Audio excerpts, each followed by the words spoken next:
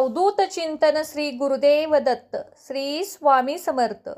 प्रिय भक्तांनो, आपल्या सर्वांच्या आयुष्यात कधी ना कधी असा कठीण काळ येतो जेव्हा सर्व मार्ग बंद झाल्यासारखे वाटतात. कष्ट करूनही यश मिळत नाही, घरात पैसा टिकत नाही किंवा मानसिक तणाव सतत मागे लागलेला असतो. जर तुम्हालाही सध्या अशाच एखाद्या कठीण प्रसंगातून जात असाल तर हा व्हिडिओ साक्षात दत्तगुरूच्या कृपेने तुमच्यासाठी आहे. या व्हिडिओमध्ये आज आपण जाणून घेणार आहोत श्री भगवान दत्तात्रेयांचा एक अतिशय शक्तिशाली व दिव्य मंत्र, जो भक्तांच्या पाठीशी साक्षात दत्तगुरूंचे आशीर्वाद म्हणून उभा राहतो.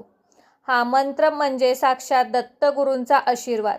हा मंत्र केवळ शब्दांची रचना नसून साक्षात त्रिलोक्यनाथ श्री दत्तगुरूंचे आशीर्वाद आहेत.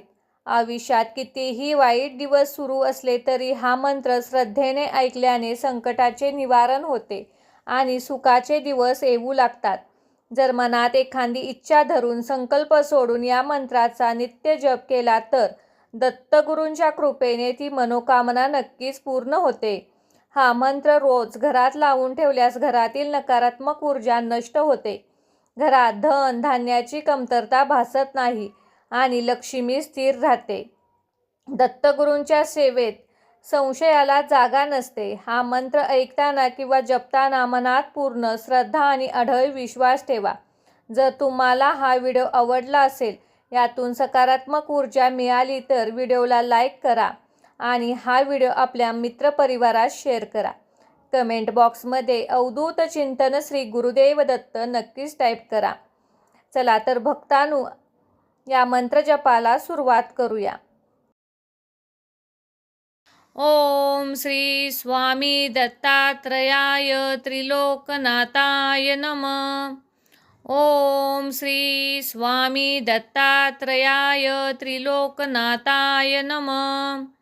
ओम श्री स्वामी दत्तात्रेयाय त्रिलोकनाथाय नमः. ओम श्री स्वामी दत्तात्रेयाय त्रिलोकनाथाय नमः. ओम श्री स्वामी दत्तात्रेयाय त्रिलोकनाथाय नमः. ओम श्री स्वामी दत्तात्रेयाय त्रिलोकनाथाय नमः. ओम श्री स्वामी दत्तात्रेयाय त्रिलोकनाथाय नमः. ओम श्री स्वामी दत्तात्रेयाय त्रिलोकनाथाय नमः. ओम श्री स्वामी दत्तात्रेयाय त्रिलोकनाथाय नमः. ओम श्री स्वामी दत्तात्रेयाय त्रिलोकनाथाय नमः.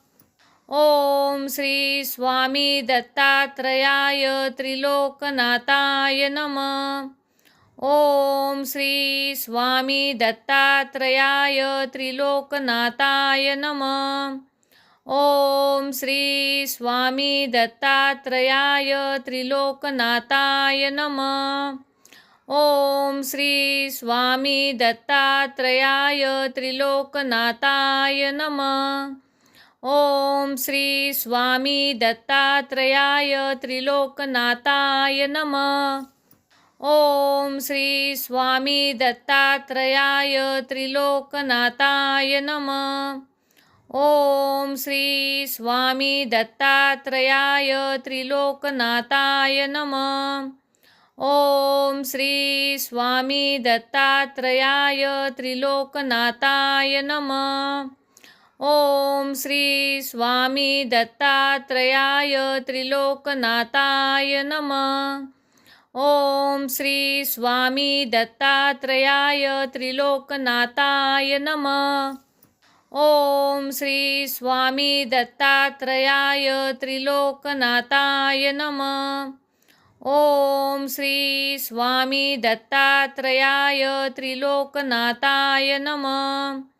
ओम श्री स्वामी दत्तात्रेयाय त्रिलोकनाथाय नमः. ओम श्री स्वामी दत्तात्रेयाय त्रिलोकनाथाय नमः. ओम श्री स्वामी दत्तात्रेयाय त्रिलोकनाथाय नमः. ओम श्री स्वामी दत्तात्रयाय त्रिलोकनाथाय नमः। ओम श्री स्वामी दत्तात्रयाय त्रिलोकनाथाय नमः। ओम श्री स्वामी दत्तात्रयाय त्रिलोकनाथाय नमः। ओम श्री स्वामी दत्तात्रयाय त्रिलोकनाथाय नमः। ओम श्री स्वामी दत्तात्रयाय त्रिलोकनाथाय नमः। ओम श्री स्वामी दत्तात्रयाय त्रिलोकनाथाय नमः। ओम श्री स्वामी दत्तात्रयाय त्रिलोकनाथाय नमः। ओम श्री स्वामी दत्तात्रयाय त्रिलोकनाथाय नमः। ओम श्री स्वामी दत्तात्रयाय त्रिलोकनाथाय नमः। ओम श्री स्वामी दत्तात्रयाय त्रिलोकनाथाय नमः। ओम श्री स्वामी दत्तात्रयाय त्रिलोकनाथाय नमः। ओम श्री स्वामी दत्तात्रयाय त्रिलोकनाथाय नमः। ओम श्री स्वामी दत्तात्रयाय त्रिलोकनाथाय नमः। ओम श्री स्वामी दत्तात्रयाय त्रिलोकनाथाय नमः। ओम श्री स्वामी दत्तात्रयाय त्रिलोकनाथाय नमः। ओम श्री स्वामी दत्तात्रयाय त्रिलोकनाथाय नमः। ओम श्री स्वामी दत्तात्रयाय त्रिलोकनाथाय नमः। ओम श्री स्वामी दत्तात्रयाय त्रिलोकनाथाय नमः। ओम श्री स्वामी दत्तात्रयाय त्रिलोकनाथाय नमः। ओम श्री स्वामी दत्तात्रयाय त्रिलोकनाथाय नमः। ओम श्री स्वामी दत्तात्रयाय त्रिलोकनाथाय नमः। ओम श्री स्वामी दत्तात्रयाय त्रिलोकनाथाय नमः। ओम श्री स्वामी दत्तात्रयाय त्रिलोकनाथाय नमः। ओम श्री स्वामी दत्तात्रयाय त्रिलोकनाथाय नमः। ओम श्री स्वामी दत्तात्रयाय त्रिलोकनाथाय नमः। ओम श्री स्वामी दत्तात्रयाय त्रिलोकनाथाय नमः। ओम श्री स्वामी दत्तात्रयाय त्रिलोकनाथाय नमः। ओम श्री स्वामी दत्तात्रयाय त्रिलोकनाथाय नमः। ओम श्री स्वामी दत्तात्रयाय त्रिलोकनाथाय नमः। ओम श्री स्वामी दत्तात्रयाय त्रिलोकनाथाय नमः। ओम श्री स्वामी दत्तात्रयाय त्रिलोकनाथाय नमः। ओम श्री स्वामी दत्तात्रयाय त्रिलोकनाथाय नमः। ओम श्री स्वामी दत्तात्रयाय त्रिलोकनाथाय नमः। ओम श्री स्वामी दत्तात्रयाय त्रिलोकनाथाय नमः। ओम श्री स्वामी दत्तात्रयाय त्रिलोकनाथाय नमः। ओम श्री स्वामी दत्तात्रयाय त्रिलोकनाथाय नमः। ओम श्री स्वामी दत्तात्रयाय त्रिलोकनाथाय नमः। ओम श्री स्वामी दत्तात्रयाय त्रिलोकनाथाय नमः। ओम श्री स्वामी दत्तात्रयाय त्रिलोकनाथाय नमः। ओम श्री स्वामी दत्तात्रयाय त्रिलोकनाथाय नमः। ओम श्री स्वामी दत्तात्रयाय त्रिलोकनाथाय नमः। ओम श्री स्वामी दत्तात्रेयाय त्रिलोकनाथाय नमः। ओम श्री स्वामी दत्तात्रेयाय त्रिलोकनाथाय नमः। ओम श्री स्वामी दत्तात्रेयाय त्रिलोकनाथाय नमः। ओम श्री स्वामी दत्तात्रेयाय त्रिलोकनाथाय नमः। ओम श्री स्वामी दत्तात्रेयाय त्रिलोकनाथाय नमः। ओम श्री स्वामी दत्तात्रेयाय त्रिलोकनाथाय नमः। ओम श्री स्वामी दत्तात्रेयाय त्रिलोकनाथाय नमः। ओम श्री स्वामी दत्तात्रेयाय त्रिलोकनाथाय नमः। ओम श्री स्वामी दत्तात्रेयाय त्रिलोकनाथाय नमः। ओम श्री स्वामी दत्तात्रेयाय त्रिलोकनाथाय नमः। ओम श्री स्वामी दत्तात्रेयाय त्रिलोकनाथाय नमः। ओम श्री स्वामी दत्तात्रेयाय त्रिलोकनाथाय नमः। ओम श्री स्वामी दत्तात्रेयाय त्रिलोकनाथाय नमः। ओम श्री स्वामी दत्तात्रेयाय त्रिलोकनाथाय नमः। ओम श्री स्वामी दत्तात्रेयाय त्रिलोकनाथाय नमः। ओम श्री स्वामी दत्तात्रेयाय त्रिलोकनाथाय नमः। ओम श्री स्वामी दत्तात्रेयाय त्रिलोकनाथाय नमः। ओम श्री स्वामी दत्तात्रेयाय त्रिलोकनाथाय नमः। ओम श्री स्वामी दत्तात्रेयाय त्रिलोकनाथाय नमः। ओम श्री स्वामी दत्तात्रेयाय त्रिलोकनाथाय नमः। ओम श्री स्वामी दत्तात्रेयाय त्रिलोकनाथाय नमः। ओम श्री स्वामी दत्तात्रेयाय त्रिलोकनाथाय नमः।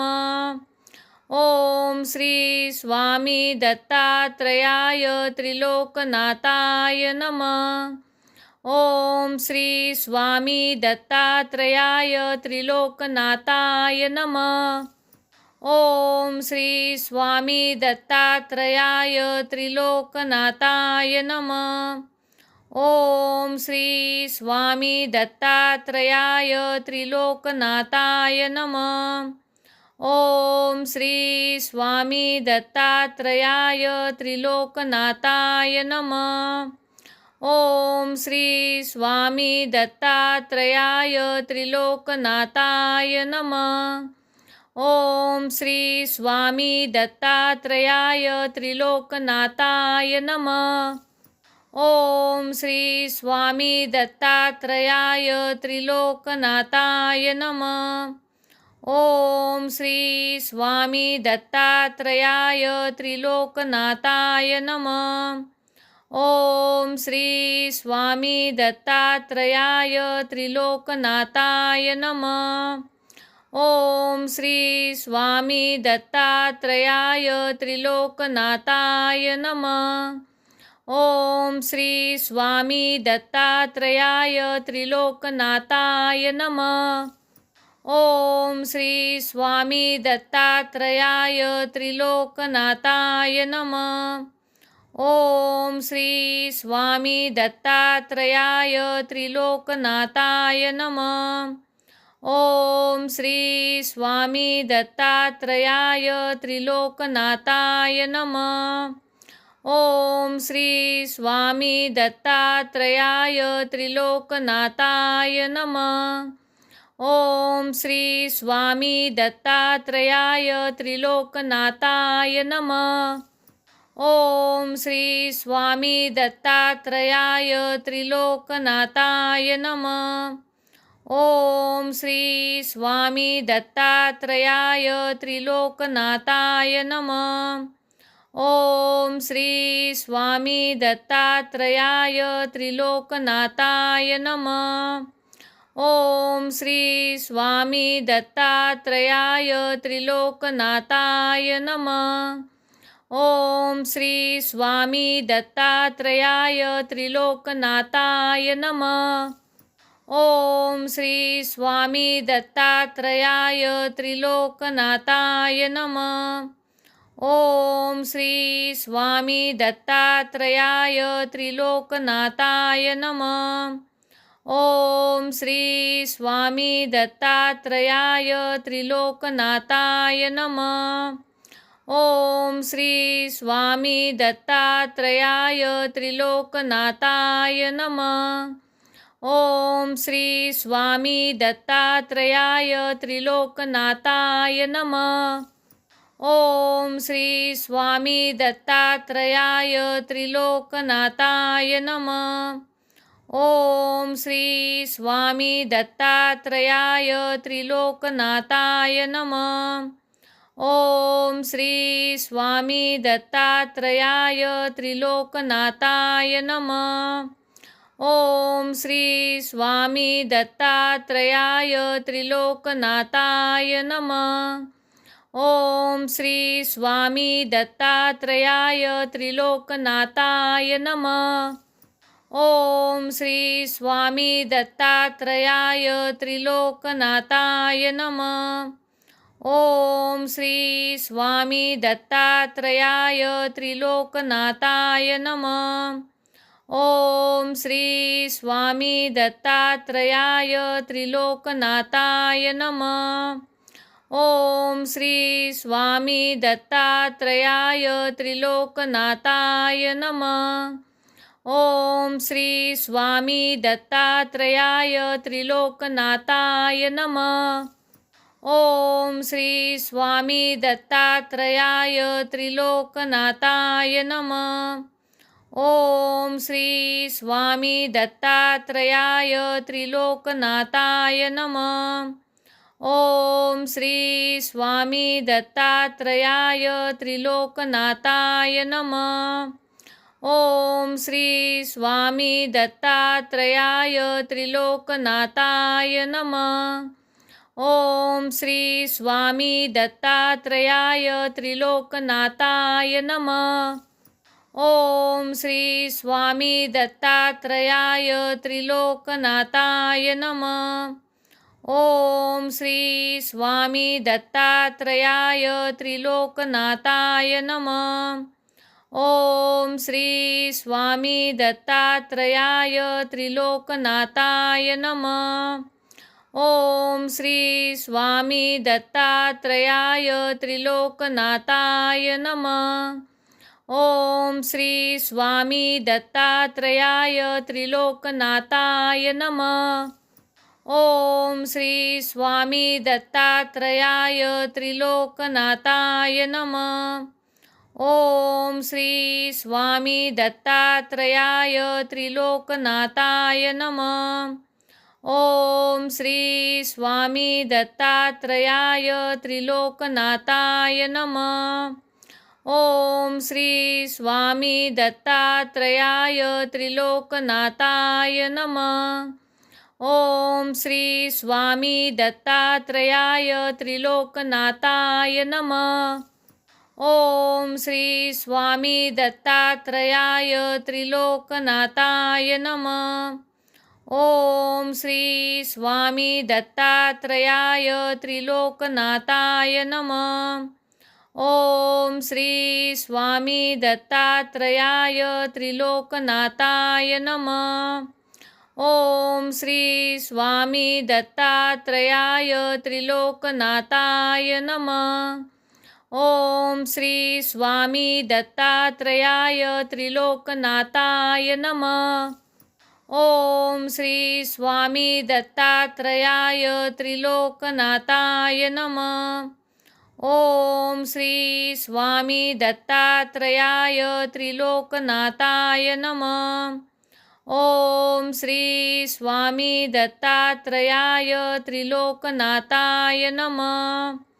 ओम श्री स्वामी दत्तात्रेयाय त्रिलोकनाथाय नमः। ओम श्री स्वामी दत्तात्रेयाय त्रिलोकनाथाय नमः। ओम श्री स्वामी दत्तात्रेयाय त्रिलोकनाथाय नमः।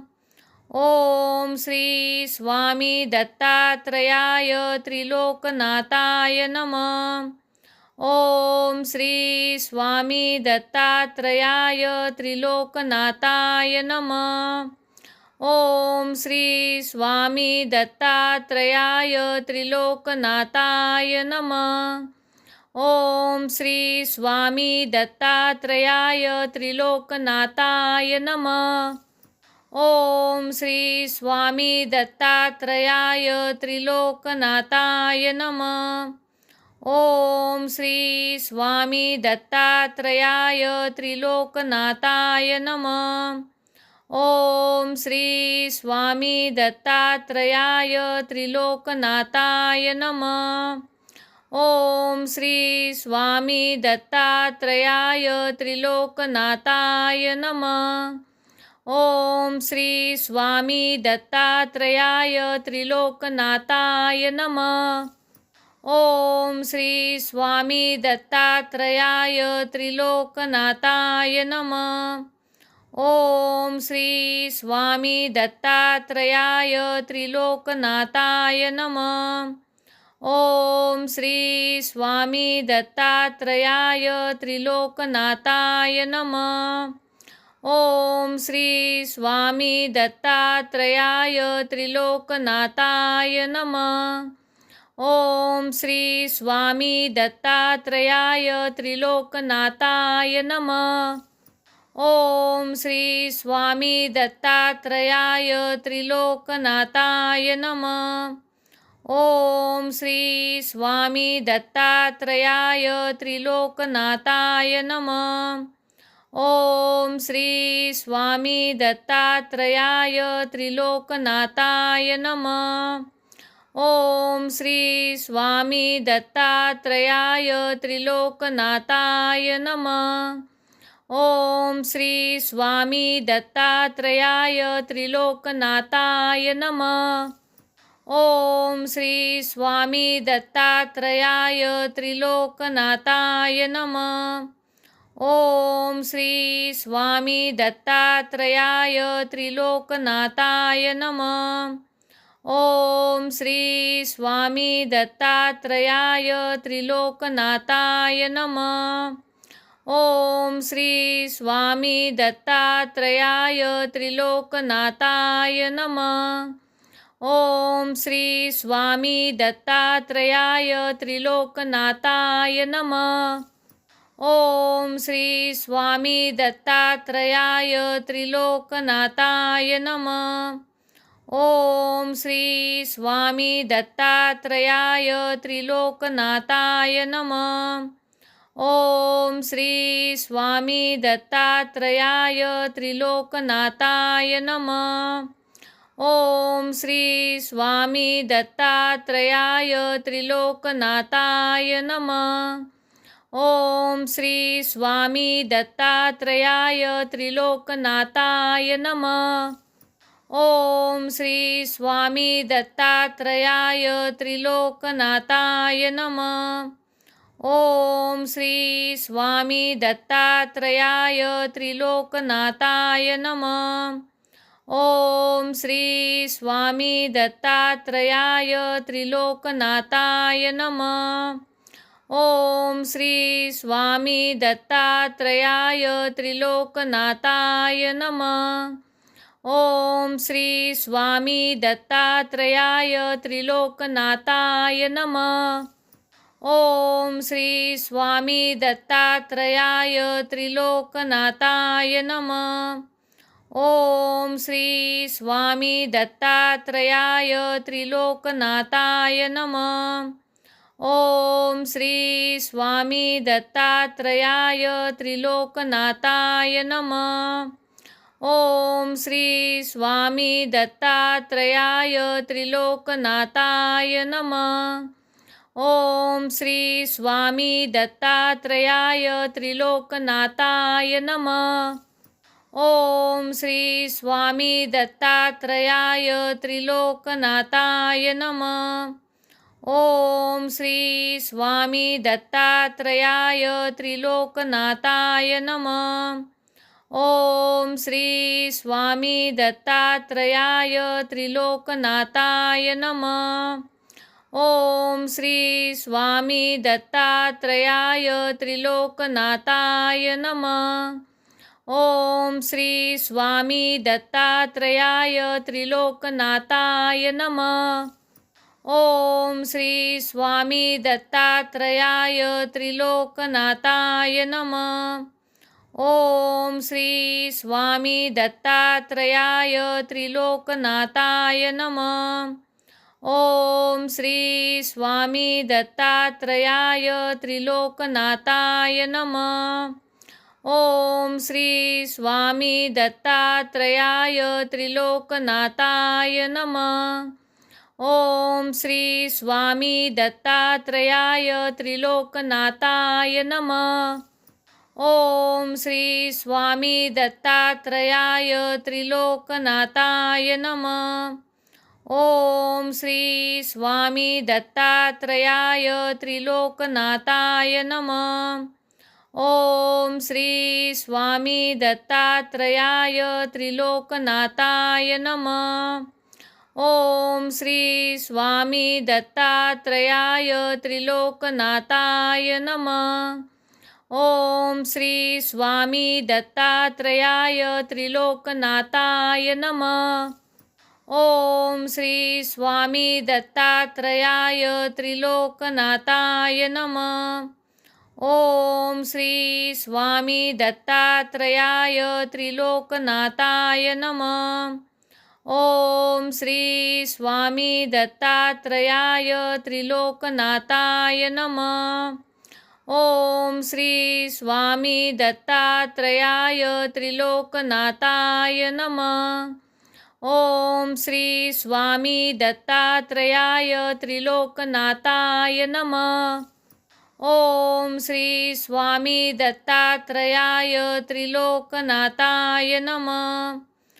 ओम श्री स्वामी दत्तात्रेयाय त्रिलोकनाथाय नमः। ओम श्री स्वामी दत्तात्रेयाय त्रिलोकनाथाय नमः। ओम श्री स्वामी दत्तात्रेयाय त्रिलोकनाथाय नमः। ओम श्री स्वामी दत्तात्रेयाय त्रिलोकनाथाय नमः। ओम श्री स्वामी दत्तात्रेयाय त्रिलोकनाथाय नमः। ओम श्री स्वामी दत्तात्रेयाय त्रिलोकनाथाय नमः। ओम श्री स्वामी दत्तात्रेयाय त्रिलोकनाथाय नमः। ओम श्री स्वामी दत्तात्रेयाय त्रिलोकनाथाय नमः। ओम श्री स्वामी दत्तात्रेयाय त्रिलोकनाथाय नमः। ओम श्री स्वामी दत्तात्रेयाय त्रिलोकनाथाय नमः। ओम श्री स्वामी दत्तात्रेयाय त्रिलोकनाथाय नमः। ओम श्री स्वामी दत्तात्रेयाय त्रिलोकनाथाय नमः। ओम श्री स्वामी दत्तात्रेयाय त्रिलोकनाथाय नमः। ओम श्री स्वामी दत्तात्रेयाय त्रिलोकनाथाय नमः। ओम श्री स्वामी दत्तात्रेयाय त्रिलोकनाथाय नमः। ओम श्री स्वामी दत्तात्रेयाय त्रिलोकनाथाय नमः। ओम श्री स्वामी दत्तात्रेयाय त्रिलोकनाथाय नमः। ओम श्री स्वामी दत्तात्रेयाय त्रिलोकनाथाय नमः। ओम श्री स्वामी दत्तात्रेयाय त्रिलोकनाथाय नमः। ओम ओम श्री स्वामी दत्तात्रेयाय त्रिलोकनाथाय नमः। ओम श्री स्वामी दत्तात्रेयाय त्रिलोकनाथाय नमः। ओम श्री स्वामी दत्तात्रेयाय त्रिलोकनाथाय नमः। ओम श्री स्वामी दत्तात्रेयाय त्रिलोकनाथाय नमः। ओम श्री स्वामी दत्तात्रेयाय त्रिलोकनाथाय नमः। ओम श्री स्वामी दत्तात्रेयाय त्रिलोकनाथाय नमः। ओम श्री स्वामी दत्तात्रेयाय त्रिलोकनाथाय नमः। ओम श्री स्वामी दत्तात्रेयाय त्रिलोकनाथाय नमः। ओम श्री स्वामी दत्तात्रेयाय त्रिलोकनाथाय नमः। ओम श्री स्वामी दत्तात्रेयाय त्रिलोकनाथाय नमः। ओम श्री स्वामी दत्तात्रेयाय त्रिलोकनाथाय नमः। ओम श्री स्वामी दत्तात्रेयाय त्रिलोकनाथाय नमः। ओम श्री स्वामी दत्तात्रेयाय त्रिलोकनाथाय नमः। ओम श्री स्वामी दत्तात्रेयाय त्रिलोकनाथाय नमः। ओम श्री स्वामी दत्तात्रेयाय त्रिलोकनाथाय नमः। ओम श्री स्वामी दत्तात्रेयाय त्रिलोकनाथाय नमः। ओम श्री स्वामी दत्तात्रेयाय त्रिलोकनाथाय नमः। ओम श्री स्वामी दत्तात्रेयाय त्रिलोकनाथाय नमः। ओम श्री स्वामी दत्तात्रेयाय त्रिलोकनाथाय नमः। ओम श्री स्वामी दत्तात्रेयाय त्रिलोकनाथाय नमः। ओम श्री स्वामी दत्तात्रेयाय त्रिलोकनाथाय नमः। ओम श्री स्वामी दत्तात्रेयाय त्रिलोकनाथाय नमः। ओम श्री स्वामी दत्तात्रेयाय त्रिलोकनाथाय नमः। ओम श्री स्वामी दत्तात्रेयाय त्रिलोकनाथाय नमः। ओम श्री स्वामी दत्तात्रेयाय त्रिलोकनाथाय नमः। ओम श्री स्वामी दत्तात्रेयाय त्रिलोकनाथाय नमः। ओम श्री स्वामी दत्तात्रेयाय त्रिलोकनाथाय नमः। ओम श्री स्वामी दत्तात्रेयाय त्रिलोकनाथाय नमः। ओम श्री स्वामी दत्तात्रेयाय त्रिलोकनाथाय नमः। ओम श्री स्वामी दत्तात्रेयाय त्रिलोकनाथाय नमः। ओम श्री स्वामी दत्तात्रेयाय त्रिलोकनाथाय नमः। ओम श्री स्वामी दत्तात्रेयाय त्रिलोकनाथाय नमः। ओम श्री स्वामी दत्तात्रेयाय त्रिलोकनाथाय नमः। ओम श्री स्वामी दत्तात्रेयाय त्रिलोकनाथाय नमः। ओम श्री स्वामी दत्तात्रेयाय त्रिलोकनाथाय नमः। ओम श्री स्वामी दत्तात्रेयाय त्रिलोकनाथाय नमः। ओम श्री स्वामी दत्तात्रेयाय त्रिलोकनाथाय नमः। ओम श्री स्वामी दत्तात्रेयाय त्रिलोकनाथाय नमः। ओम श्री स्वामी दत्तात्रेयाय त्रिलोकनाथाय नमः। ओम श्री स्वामी दत्तात्रेयाय त्रिलोकनाथाय नमः। ओम श्री स्वामी दत्तात्रेयाय त्रिलोकनाथाय नमः। ओम श्री स्वामी दत्तात्रेयाय त्रिलोकनाथाय नमः। ओम श्री स्वामी दत्तात्रेयाय त्रिलोकनाथाय नमः।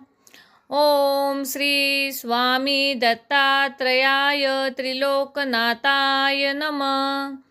ओम श्री स्वामी दत्तात्रेयाय त्रिलोकनाथाय नमः। ओम श्री स्वामी दत्तात्रेयाय त्रिलोकनाथाय नमः। ओम श्री स्वामी दत्तात्रेयाय त्रिलोकनाथाय नमः। ओम श्री स्वामी दत्तात्रेयाय त्रिलोकनाथाय नमः। ओम श्री स्वामी दत्तात्रेयाय त्रिलोकनाथाय नमः। ओम श्री स्वामी दत्तात्रेयाय त्रिलोकनाथाय नमः। ओम श्री स्वामी दत्तात्रेयाय त्रिलोकनाथाय नमः। ओम श्री स्वामी दत्तात्रेयाय त्रिलोकनाथाय नमः। ओम श्री स्वामी दत्तात्रेयाय त्रिलोकनाथाय नमः। ओम श्री स्वामी दत्तात्रेयाय त्रिलोकनाथाय नमः। ओम श्री स्वामी दत्तात्रेयाय त्रिलोकनाथाय नमः। ओम श्री स्वामी दत्तात्रेयाय त्रिलोकनाथाय नमः। ओम श्री स्वामी दत्तात्रेयाय त्रिलोकनाथाय नमः। ओम श्री स्वामी दत्तात्रेयाय त्रिलोकनाथाय नमः। ओम श्री स्वामी दत्तात्रेयाय त्रिलोकनाथाय नमः। ओम श्री स्वामी दत्तात्रेयाय त्रिलोकनाथाय नमः। ओम श्री स्वामी दत्तात्रेयाय त्रिलोकनाथाय नमः। ओम श्री स्वामी दत्तात्रेयाय त्रिलोकनाथाय नमः। ओम श्री स्वामी दत्तात्रेयाय त्रिलोकनाथाय नमः। ओम श्री स्वामी दत्तात्रेयाय त्रिलोकनाथाय नमः। ओम श्री स्वामी दत्तात्रेयाय त्रिलोकनाथाय नमः। ओम श्री स्वामी दत्तात्रेयाय त्रिलोकनाथाय नमः।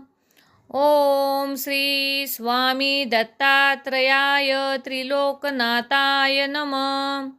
ओम श्री स्वामी दत्तात्रेयाय त्रिलोकनाथाय नमः। ओम श्री स्वामी दत्तात्रेयाय त्रिलोकनाथाय नमः। ओम श्री स्वामी दत्तात्रेयाय त्रिलोकनाथाय नमः। ओम श्री स्वामी दत्तात्रेयाय त्रिलोकनाथाय नमः। ओम श्री स्वामी दत्तात्रेयाय त्रिलोकनाथाय नमः। ओम श्री स्वामी दत्तात्रेयाय त्रिलोकनाथाय नमः। ओम श्री स्वामी दत्तात्रेयाय त्रिलोकनाथाय नमः। ओम श्री स्वामी दत्तात्रेयाय त्रिलोकनाथाय नमः। ओम श्री स्वामी दत्तात्रेयाय त्रिलोकनाथाय नमः। ओम श्री स्वामी दत्तात्रेयाय त्रिलोकनाथाय नमः। ओम श्री स्वामी दत्तात्रेयाय त्रिलोकनाथाय नमः। ओम श्री स्वामी दत्तात्रेयाय त्रिलोकनाथाय नमः। ओम श्री स्वामी दत्तात्रेयाय त्रिलोकनाथाय नमः। ओम श्री स्वामी दत्तात्रेयाय त्रिलोकनाथाय नमः। ओम श्री स्वामी दत्तात्रेयाय त्रिलोकनाथाय नमः। ओम श्री स्वामी दत्तात्रेयाय त्रिलोकनाथाय नमः। ओम श्री स्वामी दत्तात्रेयाय त्रिलोकनाथाय नमः। ओम श्री स्वामी दत्तात्रेयाय त्रिलोकनाथाय नमः। ओम श्री स्वामी दत्तात्रेयाय त्रिलोकनाथाय नमः। ओम श्री स्वामी दत्तात्रेयाय त्रिलोकनाथाय नमः। ओम श्री स्वामी दत्तात्रेयाय त्रिलोकनाथाय नमः। ओम श्री स्वामी दत्तात्रेयाय त्रिलोकनाथाय नमः। ओम श्री स्वामी दत्तात्रेयाय त्रिलोकनाथाय नमः। ओम श्री स्वामी दत्तात्रेयाय त्रिलोकनाथाय नमः। ओम श्री स्वामी दत्तात्रेयाय त्रिलोकनाथाय नमः। ओम श्री स्वामी दत्तात्रेयाय त्रिलोकनाथाय नमः। ओम श्री स्वामी दत्तात्रेयाय त्रिलोकनाथाय नमः। ओम श्री स्वामी दत्तात्रेयाय त्रिलोकनाथाय नमः। ओम श्री स्वामी दत्तात्रेयाय त्रिलोकनाथाय नमः। ओम श्री स्वामी दत्तात्रेयाय त्रिलोकनाथाय नमः। ओम श्री स्वामी दत्तात्रेयाय त्रिलोकनाथाय नमः। ओम श्री स्वामी दत्तात्रेयाय त्रिलोकनाथाय नमः। ओम श्री स्वामी दत्तात्रेयाय त्रिलोकनाथाय नमः। ओम श्री स्वामी दत्तात्रेयाय त्रिलोकनाथाय नमः। ओम श्री स्वामी दत्तात्रेयाय त्रिलोकनाथाय नमः। ओम श्री स्वामी दत्तात्रेयाय त्रिलोकनाथाय नमः। ओम श्री स्वामी दत्तात्रेयाय त्रिलोकनाथाय नमः। ओम श्री स्वामी दत्तात्रेयाय त्रिलोकनाथाय नमः।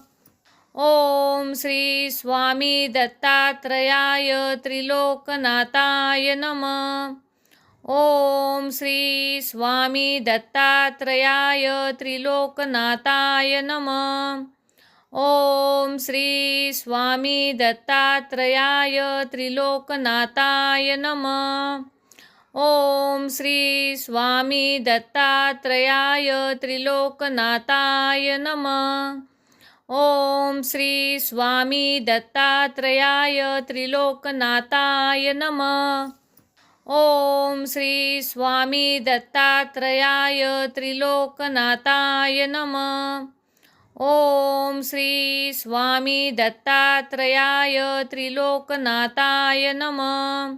ओम श्री स्वामी दत्तात्रेयाय त्रिलोकनाथाय नमः। ओम श्री स्वामी दत्तात्रेयाय त्रिलोकनाथाय नमः।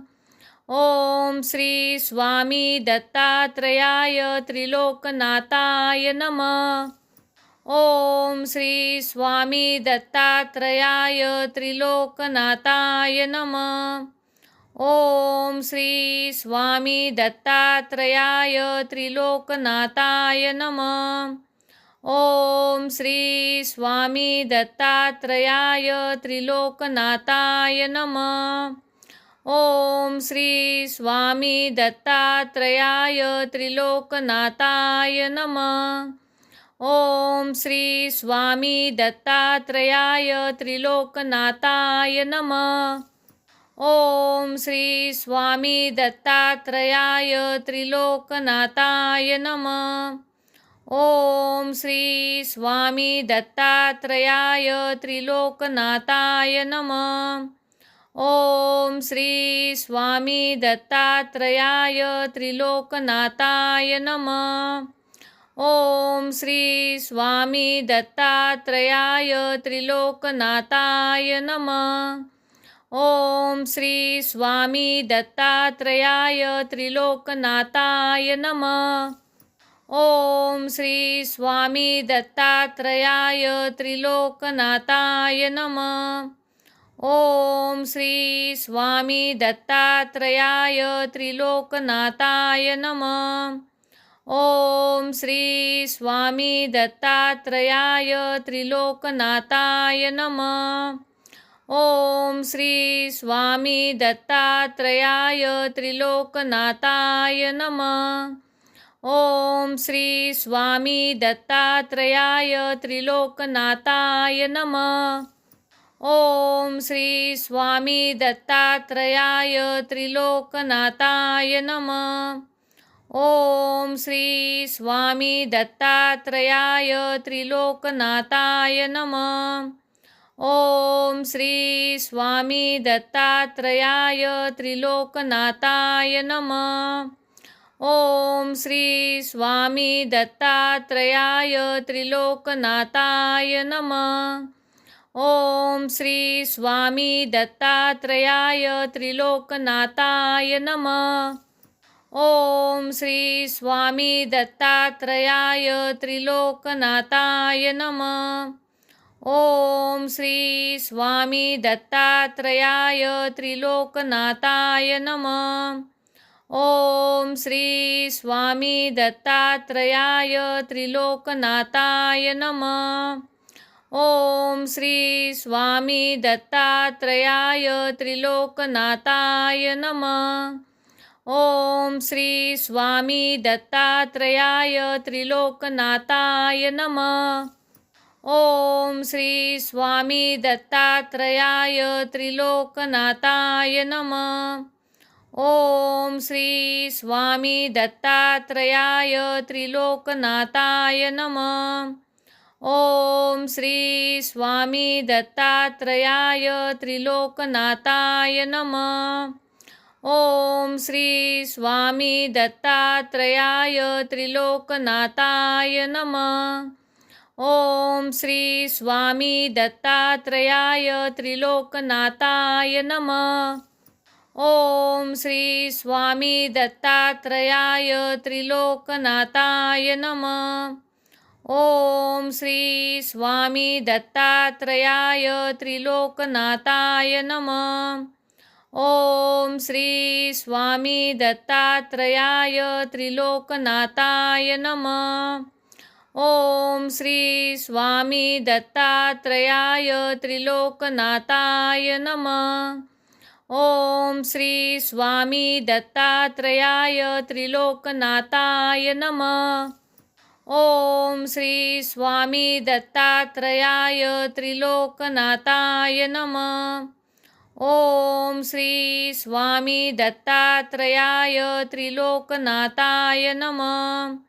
ओम श्री स्वामी दत्तात्रेयाय त्रिलोकनाथाय नमः। ओम श्री स्वामी दत्तात्रेयाय त्रिलोकनाथाय नमः। ओम श्री स्वामी दत्तात्रेयाय त्रिलोकनाथाय नमः।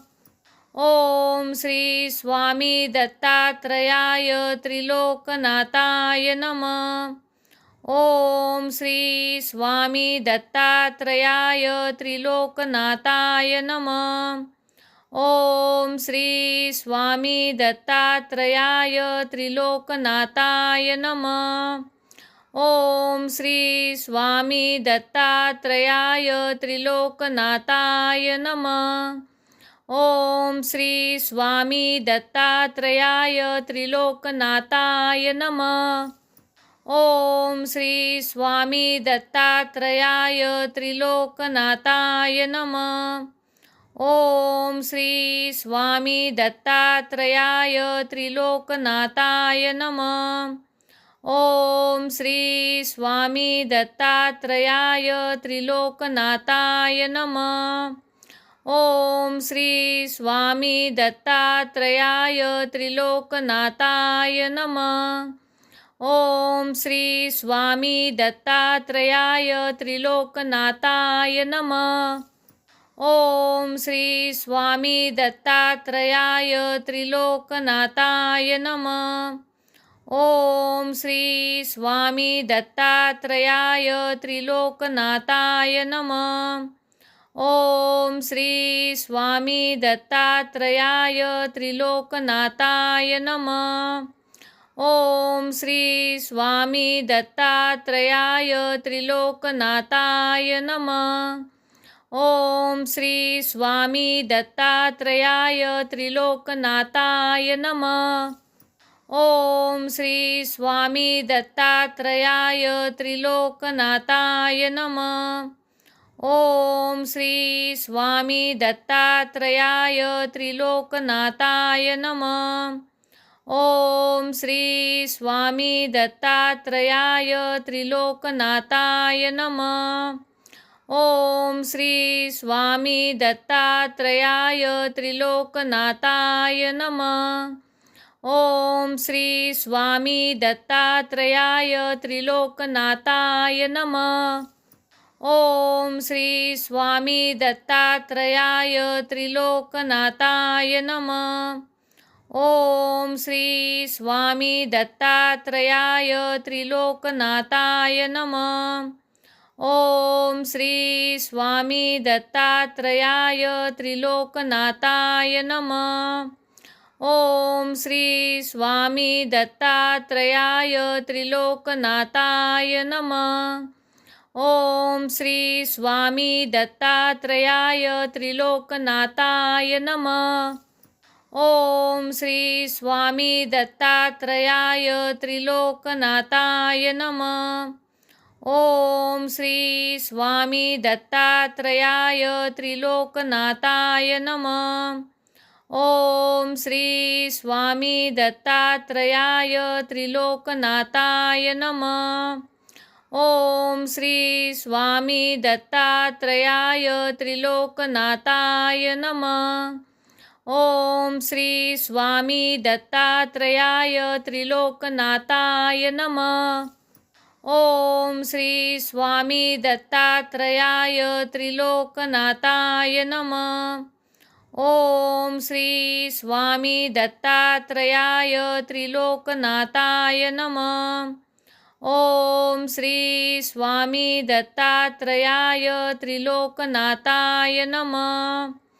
ओम श्री स्वामी दत्तात्रेयाय त्रिलोकनाथाय नमः। ओम श्री स्वामी दत्तात्रेयाय त्रिलोकनाथाय नमः। ओम श्री स्वामी दत्तात्रेयाय त्रिलोकनाथाय नमः।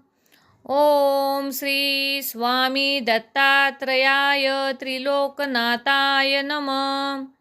ओम श्री स्वामी दत्तात्रेयाय त्रिलोकनाथाय नमः। ओम श्री स्वामी दत्तात्रेयाय त्रिलोकनाथाय नमः। ओम श्री स्वामी दत्तात्रेयाय त्रिलोकनाथाय नमः। ओम श्री स्वामी दत्तात्रेयाय त्रिलोकनाथाय नमः। ओम श्री स्वामी दत्तात्रेयाय त्रिलोकनाथाय नमः। ओम श्री स्वामी दत्तात्रेयाय त्रिलोकनाथाय नमः।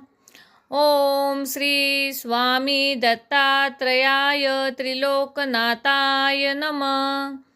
ओम श्री स्वामी दत्तात्रेयाय त्रिलोकनाथाय नमः।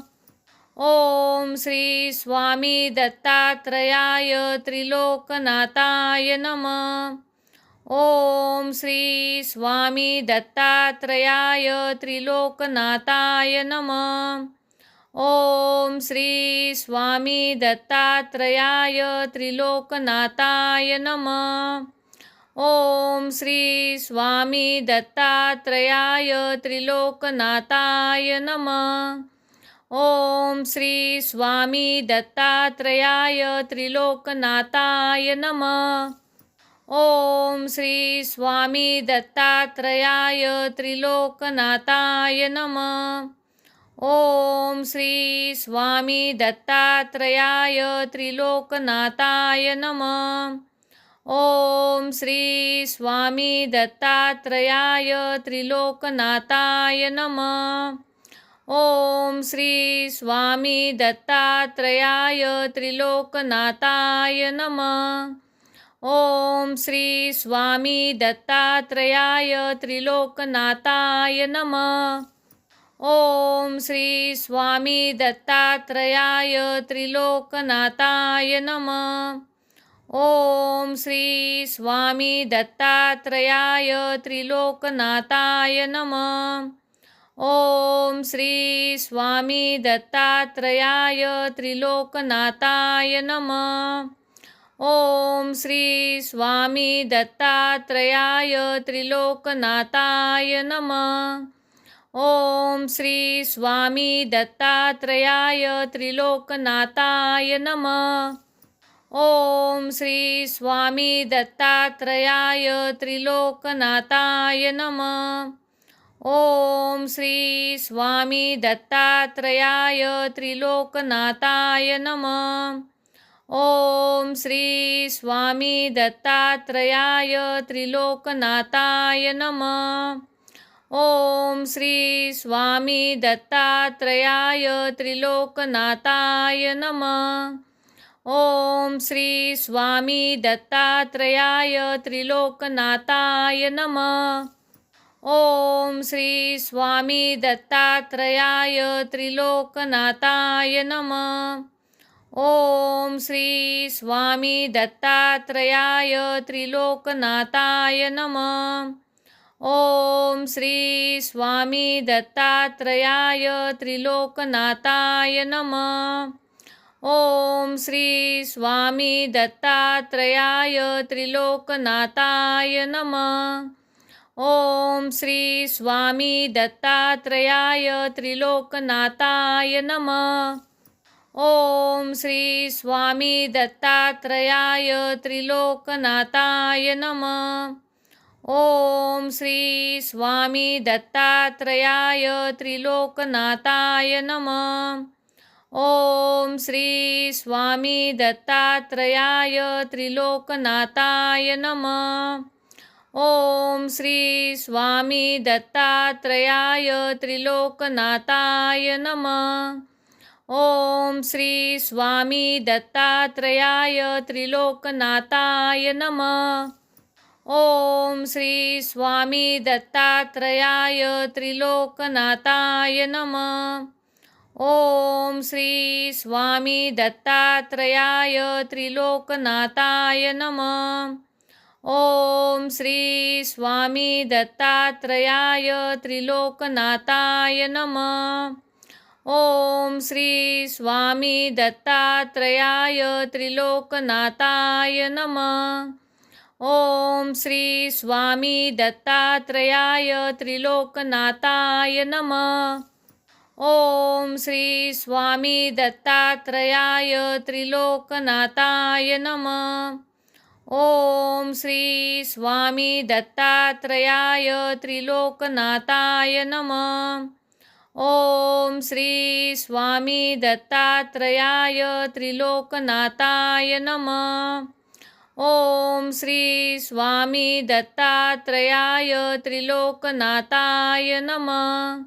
ओम श्री स्वामी दत्तात्रेयाय त्रिलोकनाथाय नमः। ओम श्री स्वामी दत्तात्रेयाय त्रिलोकनाथाय नमः। ओम श्री स्वामी दत्तात्रेयाय त्रिलोकनाथाय नमः। ओम श्री स्वामी दत्तात्रेयाय त्रिलोकनाथाय नमः। ओम श्री स्वामी दत्तात्रेयाय त्रिलोकनाथाय नमः। ओम श्री स्वामी दत्तात्रेयाय त्रिलोकनाथाय नमः। ओम श्री स्वामी दत्तात्रेयाय त्रिलोकनाथाय नमः। ओम श्री स्वामी दत्तात्रेयाय त्रिलोकनाथाय नमः. ओम श्री स्वामी दत्तात्रेयाय त्रिलोकनाथाय नमः. ओम श्री स्वामी दत्तात्रेयाय त्रिलोकनाथाय नमः. ओम श्री स्वामी दत्तात्रेयाय त्रिलोकनाथाय नमः. ओम श्री स्वामी दत्तात्रेयाय त्रिलोकनाथाय नमः. ओम श्री स्वामी दत्तात्रेयाय त्रिलोकनाथाय नमः. ओम श्री स्वामी दत्तात्रेयाय त्रिलोकनाथाय नमः.